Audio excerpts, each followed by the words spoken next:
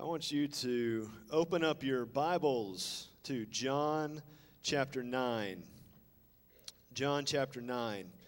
Or if you're using the YouVersion Bible app, you can, over on the left-hand side, there is a live events tab. Click on that, click on search for live events, and you can find this morning's notes. I was reminded recently about a story I had long forgotten about. Growing up, when I was a little kid, as I'm sure most little kids, especially little boys, I know mine have thought about it, want to be an astronaut, want to go to space. How cool would that be?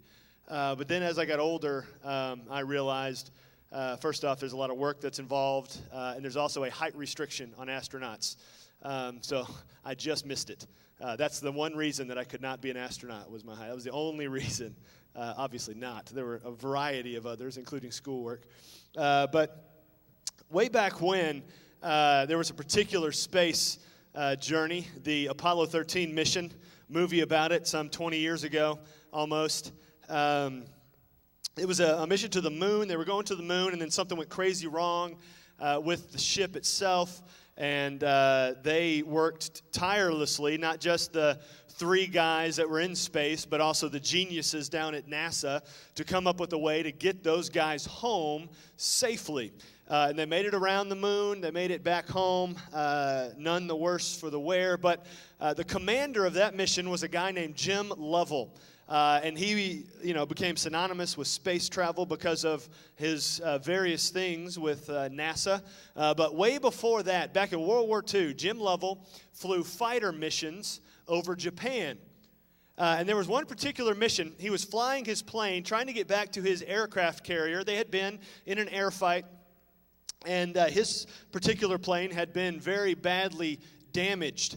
And he's flying back, and the plane was so damaged that some of his instruments were not working, including just a variety like the altimeter. He couldn't tell how high he was, but he had his other instruments. He could kind of get a bearing, but he couldn't quite see where he was going because the aircraft carrier where he was headed, because they were in combat, the combat rules were they had to have the lights off on the aircraft carrier.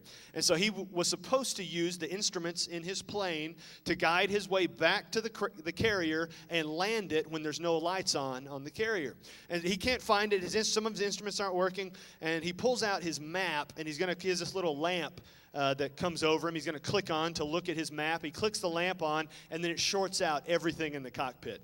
All of the lights go off. He can see none of his instruments.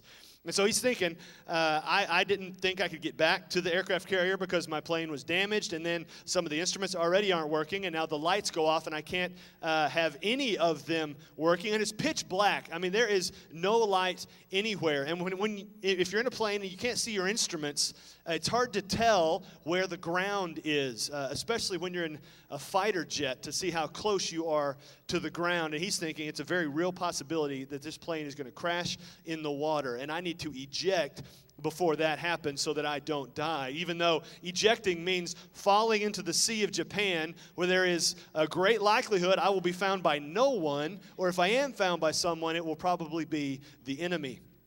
And so he's thinking about this, and he's getting ready to pull the lever to shoot out of that plane, when all of a sudden he sees something out of the corner of his eye. He sees this long trail of green, glowing stuff in the water. You see, when a ship as big as the aircraft carrier traveled through those waters, it churned up this phosphorus algae that glowed in the dark. It was very faint, but it still was there, and it glowed. And what he thought was a problem, all of his instruments shorting out where he couldn't see anything, that problem actually created the solution to the problem he had before, finding the aircraft carrier. Because if his lights hadn't gone out, he wouldn't have been able to see the trail of algae that led him back. He actually said afterwards, it was like a long carpet laid out for me, leading me home. You never know what events will transpire to get you back home. He thought that it was a bad thing, the lights going out, but the lights going out allowed him to see how to get back to the aircraft carrier and land safely, and then he was able to go into space decades later. You see, a new problem may actually provide the rescue and relief that we are desperately seeking in the first place.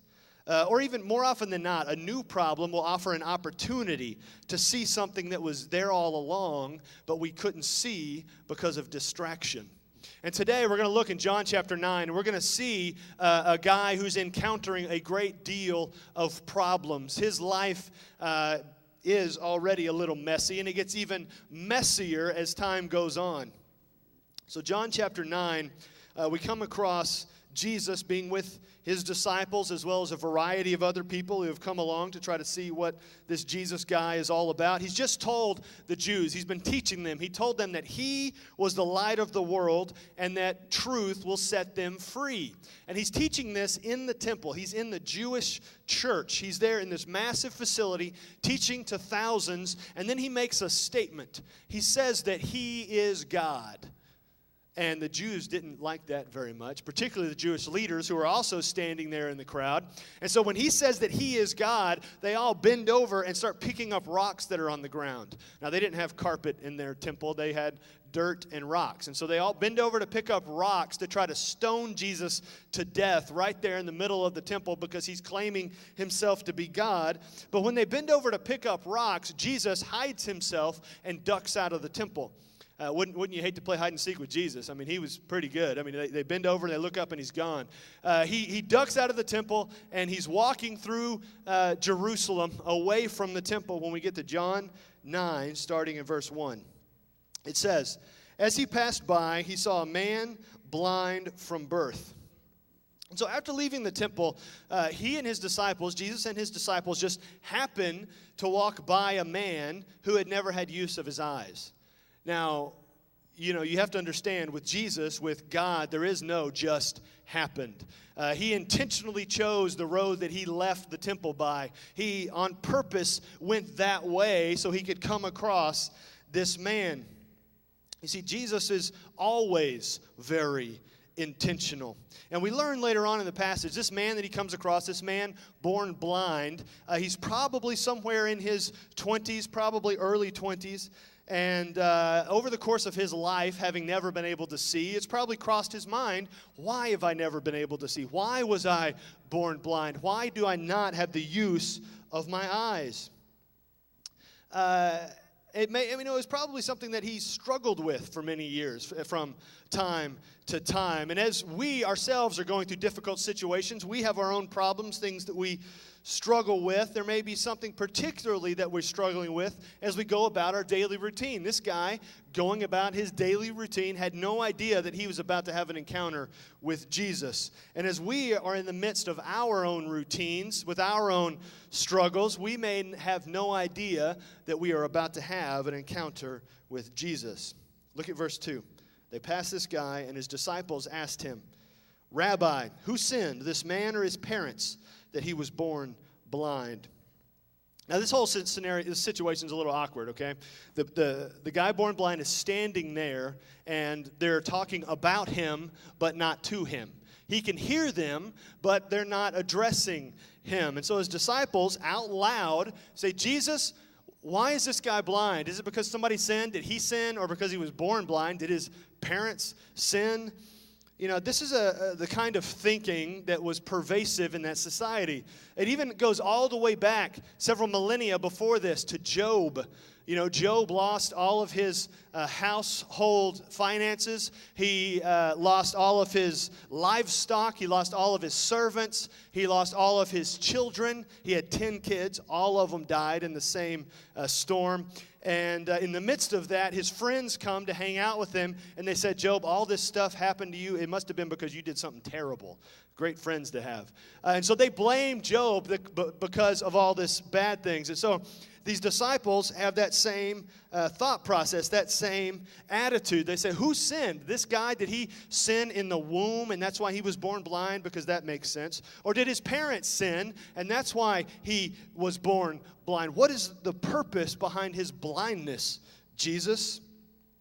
And Jesus addresses that fact. You see, a lot of times, even in our modern thought, we think about why good things happen to some people and bad things happen to some other people. And even subconsciously at times, not always, but at times, we relate things that happen to what people do. Something good happened to me. Well, I must have done something good. I did this, and so that's why that happened. Or I did something bad, and that's why this happened to me. But that is not always the case, as Jesus says here in verse 3.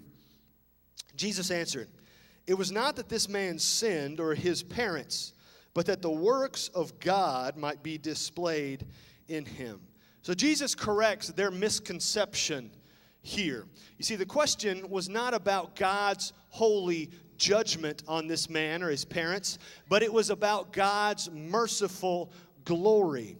You see, sometimes we have to shift the way we think about what we are experiencing, that it's not all about judgment like this. Sometimes it's about glory that we don't yet see. You see, even though this man had endured many years of trial and affliction, all of those years, it was to serve a specific purpose that would put the man right in the middle of a miraculous work of God. All of those days wondering why he was struggling, all of those days wondering, why did this happen to me? Why can't I see? All came down to this particular meeting time. It was all building to this moment because God had something to show, not only this man, but Jesus' disciples and even the religious leaders. He was going to experience an encounter with the Son of God, the likes of which most of us can only dream of. Look at verse 4. Jesus said, "We must work the works of him who sent me while it is day. Night is coming when no one can work. As long as I am in the world, I am the light of the world." And so he starts talking about night and day, darkness and light. He says night is coming, darkness is coming, a time of uncertainty, a time of fear and confusion. Now, if you just look at it from a spiritual perspective, like he says here, Jesus is in the world, so there's no night yet. And then after Jesus goes back to heaven, the Holy Spirit will come into the world, and there will be no night then, because just as Jesus is God, the Holy Spirit is God. And so when is this darkness? As we find out at the end of the book of John, this darkness is it's a very dark time. It's when no spiritual work is being done. And that night descends at the crucifixion when Jesus dies. The disciples in that moment go running scared because they thought the Messiah was dead. They thought everything they were hoping for was over. And then no spiritual work then is done as they hide from that Friday night until that Sunday morning. They're wondering. They're confused. What happened? What's going to happen?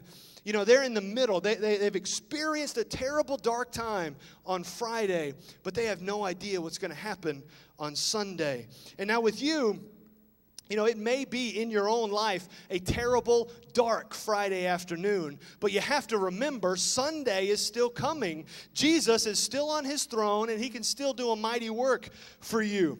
And so at this point, though, with Jesus and his disciples and this blind man in the middle of the street, night had not come yet. Jesus was still in the world. His works were still being done with unequaled power.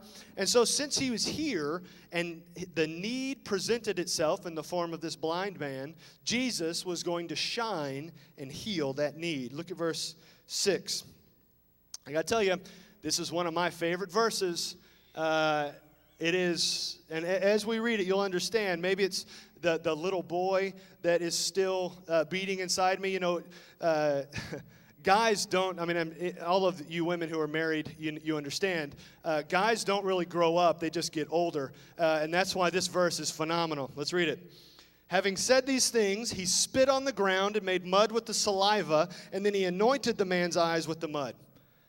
And so this guy, this blind man, he's been hearing all this time, Jesus, he's healed people. He's done great things. He's healed blind people before. And so he's thinking, well, I'm blind. If I ever come across Jesus, wouldn't it be great if he healed me? And then he hears this crowd coming from the temple area, and he hears somebody mention Jesus' name, and he hears Jesus talking. But this whole time, nobody says anything to him. He's anticipating, what's Jesus going to say? He's going to heal me. I can't wait to hear Jesus talk to me. But instead of hearing Jesus talk, he hears, whoosh. It's in the Bible. It says Jesus spit on the ground. And this guy's standing there, and he said, okay, that's kind of weird, guy standing right in front of me and hawks a loogie at my feet. Okay, thank you. And then, not only does he hear this sound, he feels something. Did you catch what it said? It says he anointed the man's eyes with the mud. So the man is standing there, staring without being able to see, and he feels something cold, wet, and slimy running down his face. And I love, it's kind of funny, even though this whole scenario is weird and gross, the way it's phrased. It says Jesus anointed the man's eyes with the mud. Anointed the man's eyes. Some translations say he put the mud. Another translation said he applied the mud. Literally, what it means is he rubbed it in. He rubbed the mud in. And you notice it doesn't say he didn't rub it on his eyelids. It says he rubbed it on his eyes. So this guy's eyeballs are being smashed with mud from the ground at his feet that Jesus just spit in and put on his face. And this guy's standing there in the street. Nobody has said anything to him yet. He's standing there with mud running down his face thinking, and I wanted to meet this guy. And Jesus rubs this in his eyes. And we get to verse 7. Jesus finally says something to the blind man. And he said to him, go wash in the pool of Siloam, which means sent. So he went and washed and came back seeing. Jesus puts mud on his eyeballs and says, okay, go wash it off. I got you muddy. I put it on your face. Okay, go wash your face off real quick.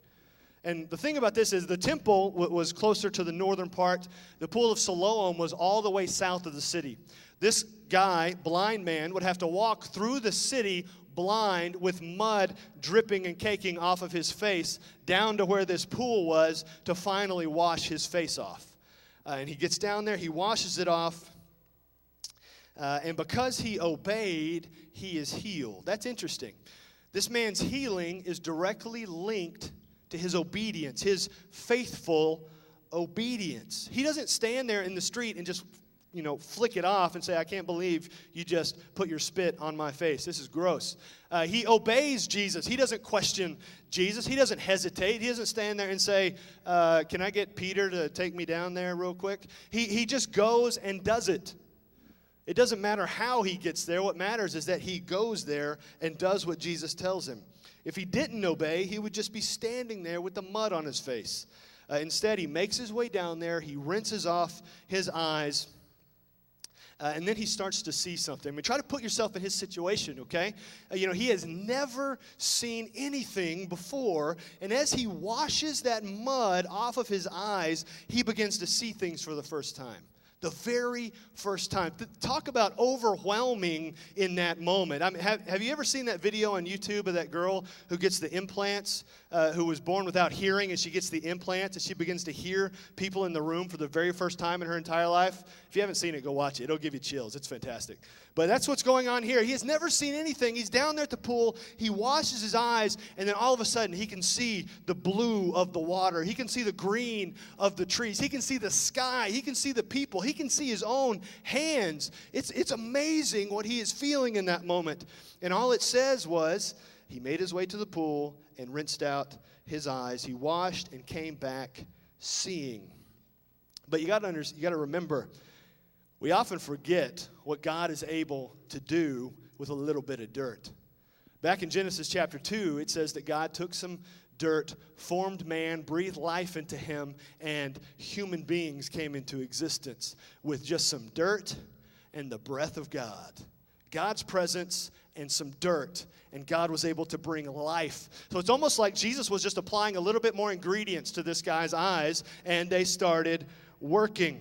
It was a messy situation, but even in the middle of the mess, we have to recognize the miracle. There's often miracles in the mess. I had an illustration here, but I'm going to toss it and tell you what happened this morning.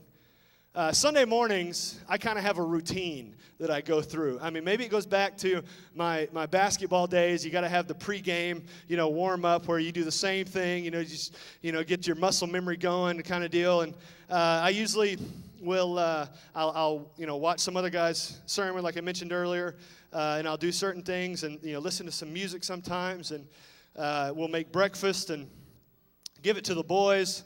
And when There's a lot of things going on in your house when you have 3 young children, especially boys. I mean, I'm sure girls are crazy too, but I got boys, so I don't know about that. And so the volume level tends to go up whenever they're awake at the same time, which is always.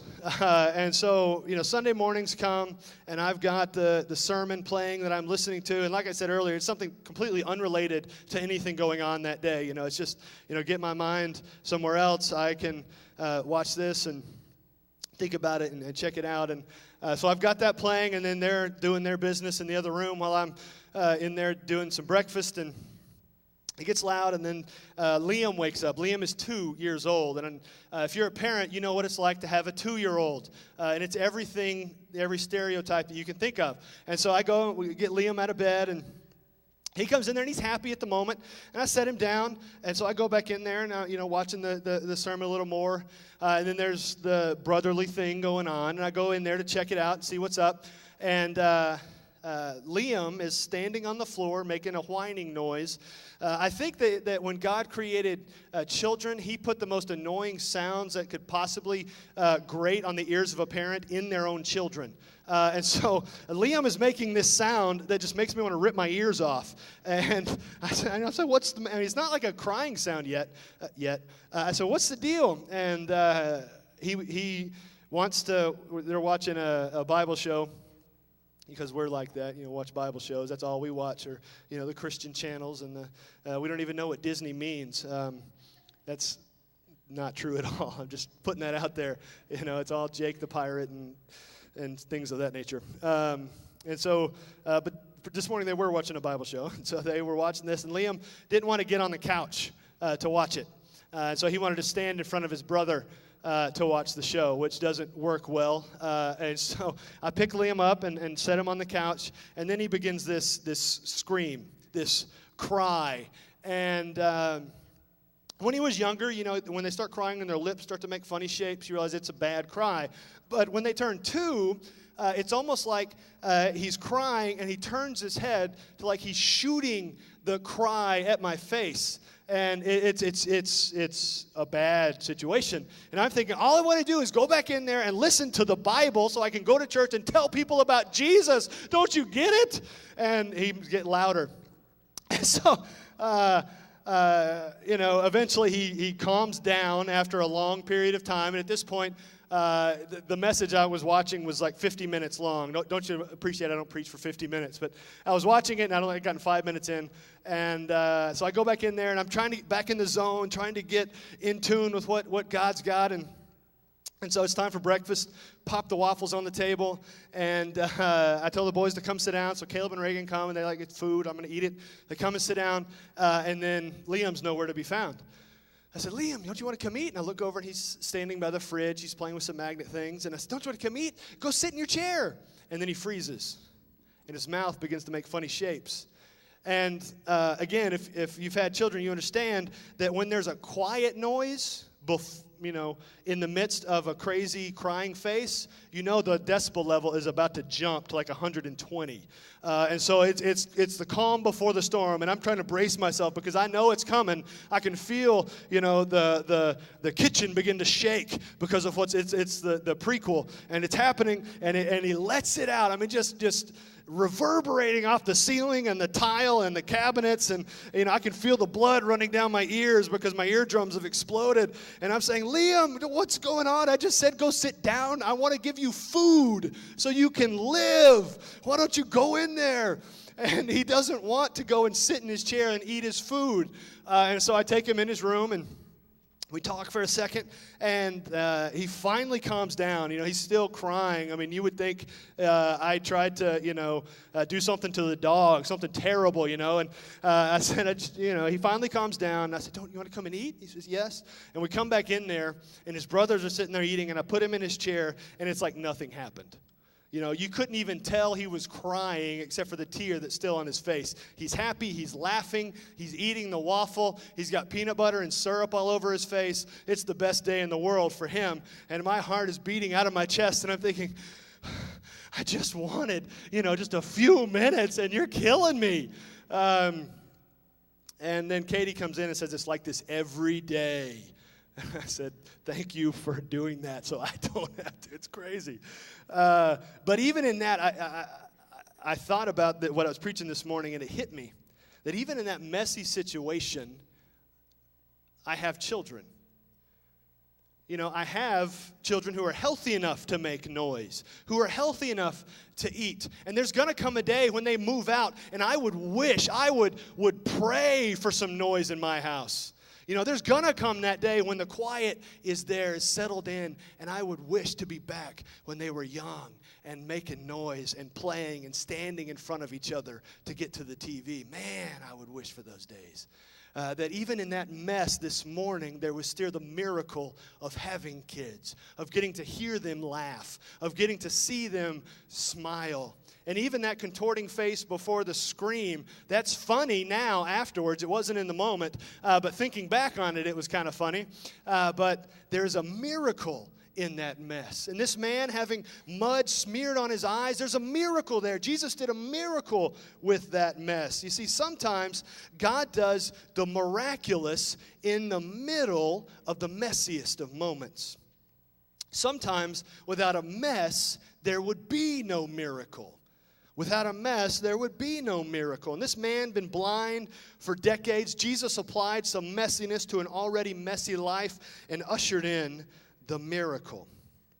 And so he's been healed. But then there were those in the temple, even though they saw the miracle, they doubted that it happened. And so they questioned the man about the miracle and about Jesus who did it to him. And then they call in the man's parents and question them.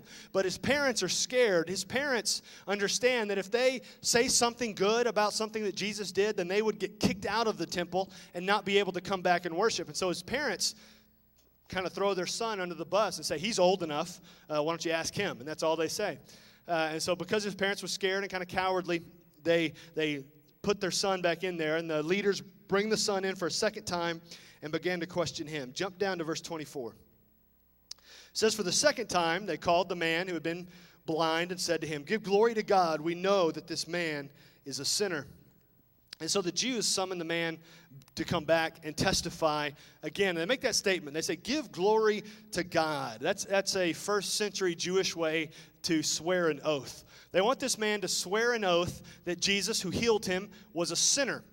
Because in their minds, a sinner can't do the work of God. A sinner cannot heal people. And so they want him to contradict what he said earlier, that Jesus healed him, by saying Jesus was a sinner, and so he couldn't have healed me. Look at verse 25, the man's response. He answered, whether he is a sinner, I do not know. One thing I do know, though, that though I was blind, now I see. And so this is no small-minded man. This interaction between the blind man and the religious leaders gets a little heated in a moment, and it all starts because this man speaks with wisdom and great courage back to them. He told them that he had no idea whether Jesus was a sinner. He said, all I can tell you is my own experience with him. And my experience is I was blind and now I see. You see, that's the spiritual condition of all of us once we believe. That once we were blind, once we were walking around in blindness, but now we see. Now that we see, there is no going back. Now that we truly believe, we cannot undo what has been done. We see and we cannot unsee. Look at verse 26. They said to him, what did he do to you? How did he open your eyes? And so this cross-examination kind of begins here. They're trying to dig at this man, trying to get him to say something that would be against Jesus. They're saying, how did he do it? How did he heal you? I mean, granted, this man was standing in a road when he heard a guy spit and put muddy spit on his eyeballs. That's all he knows. And now he's under duress, under this questioning, because his only crime was washing off the mud that somebody else put on him. And they're wanting to know, what did he, or how did he do what he did? They're kind of grasping at straws to get him to explain away the miracle, the miraculous that Jesus had done. Look at verse 27. He answered them, I have told you already, and you would not listen. Why do you want to hear it again? Do you also want to become his disciples? Now, I love the boldness of this guy.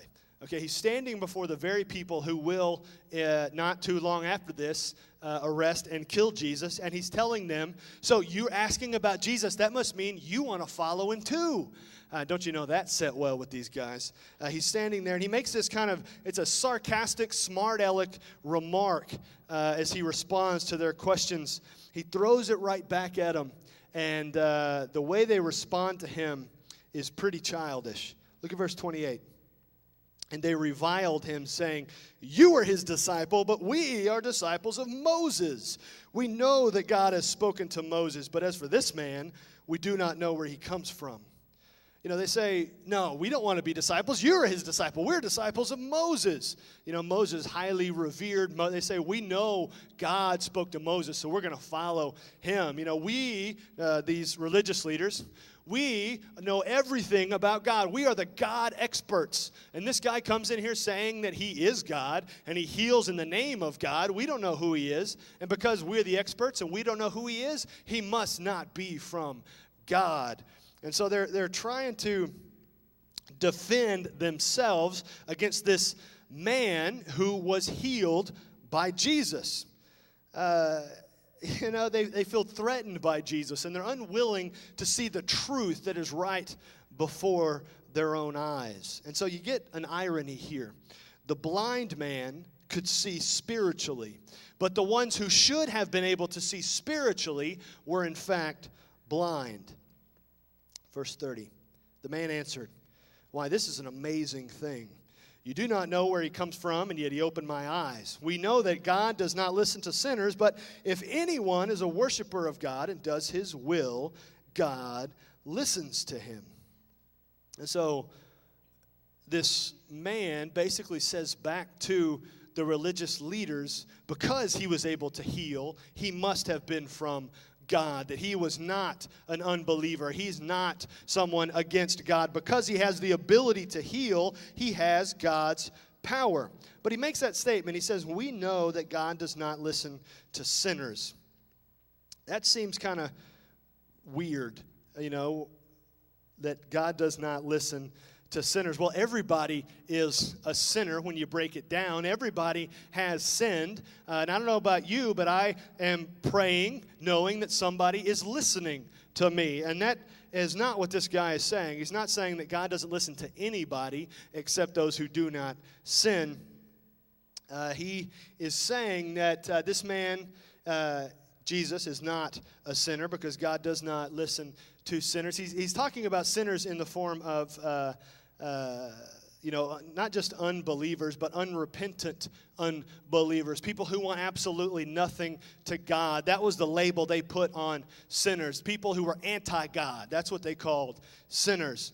Because when a sinner, someone who doesn't believe in God, comes to God and prays to him, of course God hears him and brings him to Jesus. And so we have this man instructing the experts on theology about theology. He says, if anyone is a worshiper of God and does his will, God listens to him. This is the point of everything in this man's testimony. That if anyone is a worshiper of God and does his will, God listens to him. He's saying because Jesus was obedient to God, because Jesus was a follower of God, a worshiper of God, God was able to do something mighty through him. That just as this man, this blind man, was able to experience his healing because of his faithfulness and obedience, so also Jesus' obedience ushered in God's power. Look at verse 32. Never since the world began has it been heard that anyone opened the eyes of a man born blind. If this man were not from God, he could do nothing. They answered him, "You were born in utter sin, and would you teach us?" And they cast him out. And so what this man says, you got to understand. He says, never since the world began has it been heard that anyone opened the eyes of a blind man. Way back in Isaiah the prophet, he prophesied quite a few times about the coming of the Messiah, the Son of God. And actually in Isaiah 29, Isaiah 35, and Isaiah 42, he made specific prophecies about the coming of the Messiah, the Son of God. And he said, when he comes, he will make the blind see. That's what this man's talking about. Because these religious leaders would know when the Messiah comes, he will heal blind people and they will see. And the fact that this man, born blind, can now see and is telling them that's a sign of the Messiah. It's just happened. Look, I can see you. He's saying the Messiah is here. He did this. And they're saying, how dare you tell us about the Messiah? You know nothing. You've never been to seminary. You're just some guy on the road coming in here to tell us about what's up. Get out. You're kicked out. And now for a Jew to be kicked out of the temple, that just annihilated your societal description. A Jew who was not allowed in the temple would not be considered a Jew by anyone else in Jewish society. This man had been kicked out of the temple, not allowed to come back in ever and worship. So he, before, had been in a mess. Jesus had made it messier, but there was a miracle in the mess. Now this man is experiencing great trouble, but he's going to have to realize that even in the trouble, there is truth, that there is truth in the trouble. You see, when we ourselves, we face great stress and anxiety, we experience troubled times and troubled moments. Trouble can consume our thoughts. That trouble can even make us irritable. It can make us snap at people who are not even the source of the trouble, but because we are in the midst of trouble and irritated, they just kind of get in the radius of our wrath, and we just spray that wrath on whoever comes near us because of trouble from somewhere else, some other irritation, and we're experiencing the trouble. But in the midst of the trouble, we have to understand that trouble is merely an opportunity to express God's truth. This man was on trial in front of the religious leaders. This was ended up being a devastating moment for him. Even though he had just been allowed to see, now that he was not allowed in the temple, everything changed for him. He walks out in sadness. He walks out in grief. But even in that trouble, he was declaring to these guys great truth. I was blind, and now I see. And so now he is leaving. He is walking out of the temple alone by himself. And we get an interesting situation. Look at verse 35. Jesus heard that they had cast him out, and having found him, he said, "Do you believe in the Son of Man?" And so the first time Jesus encountered this man, we saw Jesus leaving the temple, Jesus going down a specific road, Jesus pursuing with great intention this man. And now this man is leaving the temple, and again we see Jesus with great intention, with great purpose, seeking him out again. And Jesus walks up to him, having interacted before, but not leaving it alone. He had taken care of this man's physical need, but now he was going to take care of his spiritual need. His first interaction with this man wasn't going to be it. Just because in that moment the man didn't believe in Jesus himself, Jesus was going to go back until this man understood what was truly going on. He was not going to leave his spiritual well-being up to chance. And so Jesus pursued the man, went after him, and with great purposeful persistence asked him, "Do you believe in the Son of Man?" Now that phrase, Son of Man, that's an Old Testament title for the Messiah, the Son of God. When it says Son of Man, it's talking about the Messiah, the Son of God. And so the man responds to Jesus in verse 36. He answered, "And who is he, sir, that I may believe in him?" Jesus said to him, "You have seen him, and it is he who is speaking to you." He said, "Lord, I believe," and he worshiped him. And so this man now is told by Jesus just flat out. This guy, even though he had just told the religious leaders about blindness being a sign of the Messiah, it still doesn't quite click with him. And so Jesus doesn't beat around the bush. He doesn't go to metaphors. He doesn't tell a story. He just straight up says, "I am the Son of God." And the guy starts worshiping him right there. He says, "I believe in you. I believe." And he starts worshiping. Jesus just spelled it out. And the second the realization hit this guy, who he was talking to, everything changed. You know, he had a moment of great elation when he was healed. He had a moment of great sadness when he's kicked out of the temple. And now he's face to face with the Son of God. He has that elation back again. Look at verse 39.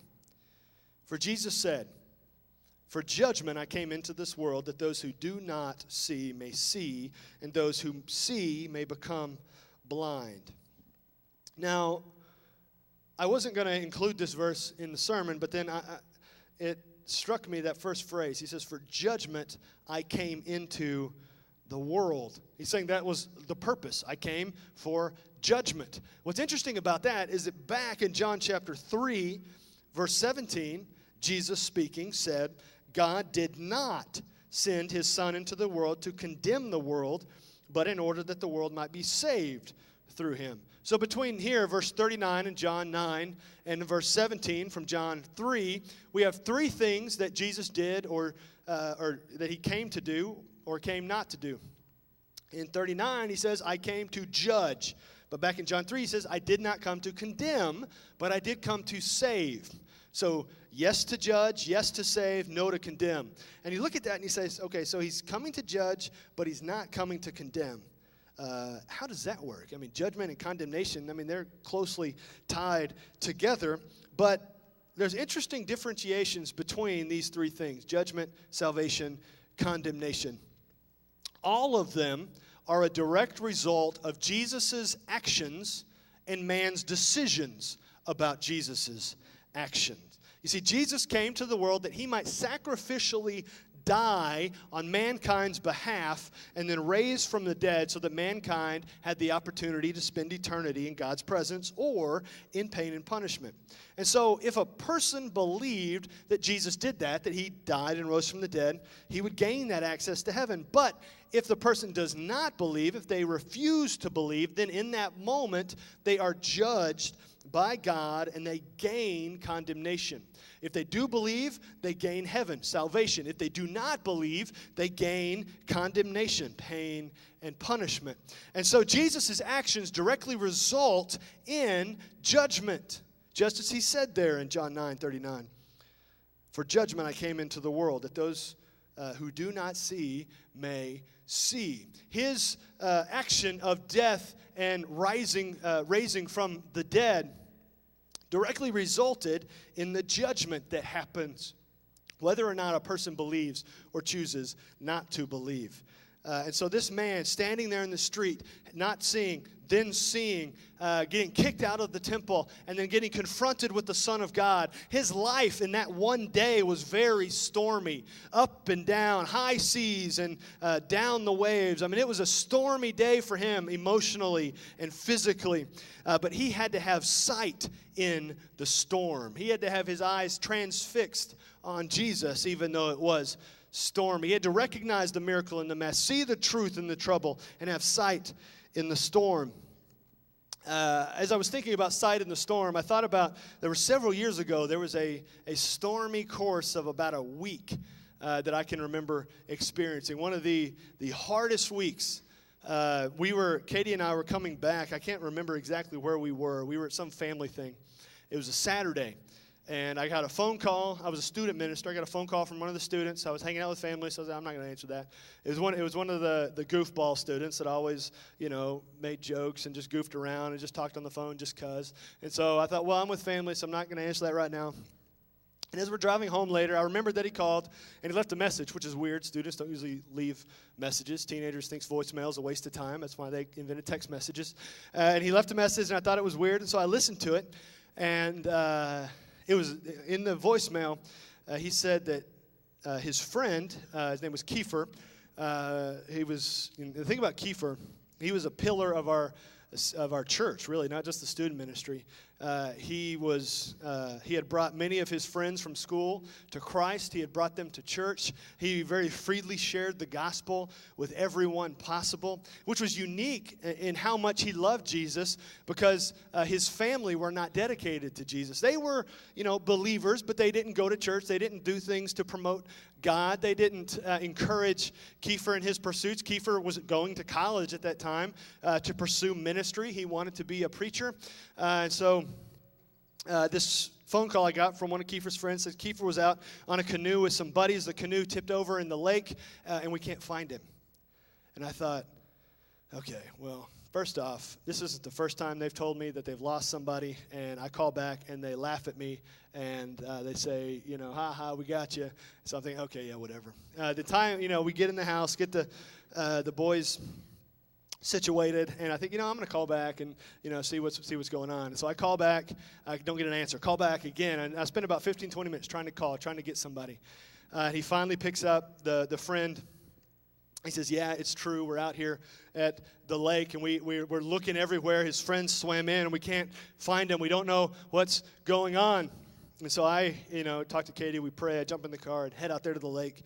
And I get there, and Kiefer's mom is there. I give her a hug. His dad is out wandering, trying to look and see. And we go over. I can go back to that moment and just picture it and, hear the waves and feel the breeze. And we were standing on these rocks just staring out. The police hadn't gotten there yet. We're standing there just staring out at the water. We can't see. We're, in that it's a huge lake. We're straining, trying to look, trying to see, maybe there's a head under one of those waves, and we don't see anything, nothing. And we're there, and more people come out. The search and rescue guys finally show up with their boat, and they're got their spotlight, and they're going back and forth between where they were, literally in the middle of the lake, back to where we were on the side, and nothing. It used to be 9 o'clock, 10 o'clock at night, 11 o'clock, and they finally give up the search for that day, and they can't find him. And I'm making phone calls to people. It was spring break. It was first Saturday of spring break. Everybody had just left. Calling people, telling them what was going on, where everything was. And those were hard phone calls. And then they call off the search. The next morning, we go to the lake, go to church. It's Sunday, go to church, come back to the lake. They don't find him Sunday. Monday comes. They don't find him Monday. Tuesday comes. There's a little bit of hope. They bring out this radar, this special radar and this other sonar machine, and they put it on the boat. And there's not many of them, and they got them on the boat, and they're scanning everywhere. And we're thinking maybe today they'll find him, and they find nothing on Tuesday, and then Wednesday comes. And they get out there about 7, and they're searching and searching, and then at about 11:15.